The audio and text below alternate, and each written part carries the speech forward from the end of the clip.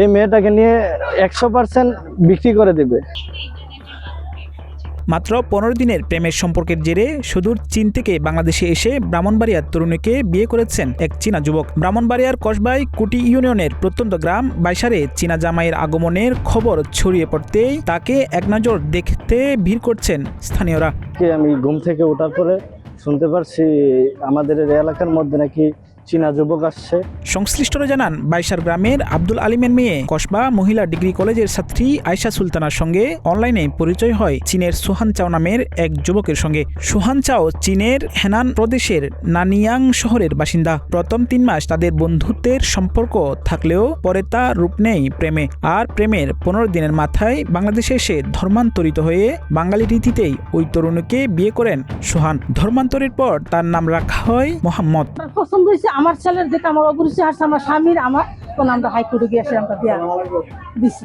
ছেলের বাপে মোবাইলে বহুত কিছু কইছে যে আমার ছেলেটা যত যাচ্ছে আপনারা ইয়া করেন। ছেলের বাপের দেখো আপনারা অবশ্যই হারছে, ছেলের 7 জন দেখে অবশ্যই আসছে। ছেলের মা নাই, ছেলের 1 বছরের বয়সে ছেলের মা মারা গেছে। আয়শা সুলতানা জানান, গেল কোরবানির ঈদের পরপরই বাংলাদেশে আসেন চীনা যুবক সুহান চাও। এরপর আদালতের মাধ্যমে ধর্মান্তরিত হয়ে 14 জুন বিয়ে করেন দুজন। বিয়ের পর রাজধানীর উত্তরা এলাকায় বসবাস শুরু করেন। আর সবকিছু বিবেচনা করে জেনে শুনেই ওই তরুণকে বিয়ে করেছেন বলে দাবি তার। আমরা বিয়ে করব কি বলবে, আমি একটা প্রাপ্তবয়স্ক একটি মেয়ে, আমি আর বিয়ে করার আমার আইনগতভাবে আমার বয়স হয়েছে, আমার 20-এর প্লাস 21 বছরে পা দিছে, তাহলে আমি তো প্রাপ্তবয়স্ক, আমি বিয়ে করতে পারি।